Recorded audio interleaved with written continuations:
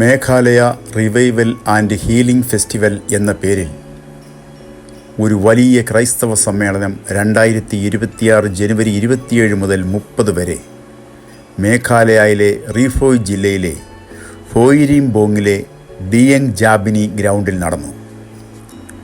The gate keepers എന്ന സംഘടനയുടെ Meghalaya chapter സംഘടിപ്പിച്ച 4 ദിവസത്തെ ഇൻ്റർ ഡിനോമിനേഷണൽ സമ്മേളനത്തിൽ മേഘാലയ, ഷില്ലോങ്, റിഫോയ് ജില്ല, വടക്ക് കിഴക്കൻ സംസ്ഥാനങ്ങൾ എന്നിവിടങ്ങളിൽ നിന്നുള്ള 10,000 പങ്കെടുത്തു.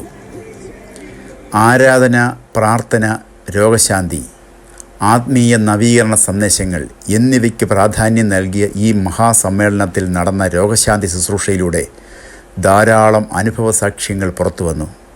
എല്ലാ ദിവസവും വലിയ തോതിൽ ആളുകൾ ഒത്തുകൂടി. യോഗത്തിൻ്റെ അവസാന ദിവസം, അതായത് 2026 വെള്ളിയാഴ്ച 2 ലക്ഷത്തോളം പേർ പങ്കെടുത്തതായി സംഘാടകർ അവകാശപ്പെട്ടു.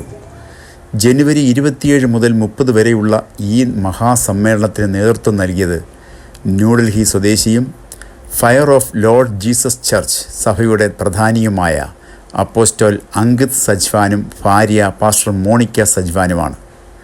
മേഘാലയയുടെ ചരിത്രത്തിൽ ഇത്രയും വലിയ ക്രൈസ്തവ യോഗങ്ങൾ ആദ്യമായിരുന്നു. യോഗങ്ങളിൽ പാസ്റ്റർ അങ്കിത് സജ്വാൻ ശക്തമായി വചനം സംസാരിച്ചു. കുരുടർ കണ്ടു, രോഗികൾ സൗഖ്യമായി.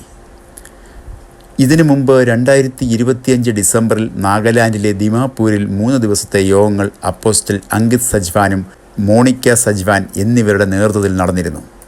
മേഘാലയയിലെ ഈ ക്രൈസ്തവ മഹാസമ്മേളനം കൊണ്ടുണ്ടായ പ്രധാന നേട്ടങ്ങൾ: ക്രൈസ്തവരുടെയും മറ്റ് ജനവിഭാഗങ്ങളുടെയും വമ്പിച്ച ജനപങ്കാളിത്തം കൊണ്ട് ശ്രദ്ധിക്കപ്പെട്ട ഈ മഹായോഗം സഭകൾ തമ്മിലുള്ള ഐക്യം, സഭകളുടെ നവീകരണം, ദേശത്തെ ആത്മീയ ഉണർവ്, മേഘാലയത്തിനായുള്ള പ്രാർത്ഥന, ക്രിസ്തീയ മൂല്യങ്ങളിൽ അടിയുറച്ച ജീവിതം എന്നിവയ്ക്കായിരുന്നു ശ്രദ്ധ കേന്ദ്രീകരിച്ചിരുന്നത്. 20-ാം നൂറ്റാണ്ടിൻ്റെ ആരംഭത്തിൽ നടന്ന കാസി ഹിൽസിലെ ഉണർവിന് ശേഷം ഇത്രയധികം സമൂഹ ശ്രദ്ധ പിടിച്ചുപറ്റിയ ക്രൈസ്തവ പ്രവർത്തനങ്ങൾ ഇതുവരെ ഉണ്ടായിട്ടില്ല. 1904 മുതൽ 1906 വരെയായിരുന്നു കാസി ഹിൽസ് ഉണർവുകളുടെ കാലം. മേഘാലയയിലെ ഒരു ജില്ലയായ കാസി ഹിൽസിലാണ് ഈ ഉണർവ് നടന്നത്. ഇവിടെ നിന്ന് ചുറ്റുമുള്ള സംസ്ഥാനങ്ങളായ ത്രിപുര, മിസോറാം, മണിപ്പൂർ, ആസാം, നാഗാലാൻഡ് എന്നിവിടങ്ങളിലേക്കും ഉണർവ് വ്യാപിച്ചു. മിഷൻ സ്റ്റേഷനുകളെയും പള്ളികളെയും സ്പർശിച്ചു. പ്രെസ്ബിറ്റേറിയന്മാർ, കോൺഗ്രിഗേഷണലിസ്റ്റുകൾ, ബാപ്റ്റിസ്റ്റുകൾ, ലുഥറന്മാർ, മെത്തഡിസ്റ്റുകൾ, ബ്രദറന്മാർ, ആംഗ്ലിക്കന്മാർ, Christian missionary alliance, London missionary society, YMCAകൾ, YWCAകൾ എന്നിങ്ങനെ ഉണർവിനെ സ്വാഗതം ചെയ്ത എല്ലായിടത്തും ദൈവാനുഗ്രഹങ്ങൾ ലഭിച്ചു. കൂടാതെ സഭകൾ തമ്മിൽ ഗണ്യമായ ഐക്യം വളർത്തിയെടുത്തു. മുൻകാലങ്ങളിലുണ്ടായിരുന്ന എല്ലാ വിയോജിപ്പുകളും മറന്ന് പ്രവർത്തിക്കുവാൻ സഭകൾക്ക് സാധിച്ചു. വീണ്ടും പുതിയ ഒരു വിഷയവുമായി കാണും വരെയും എല്ലാവർക്കും നന്ദി, നമസ്കാരം.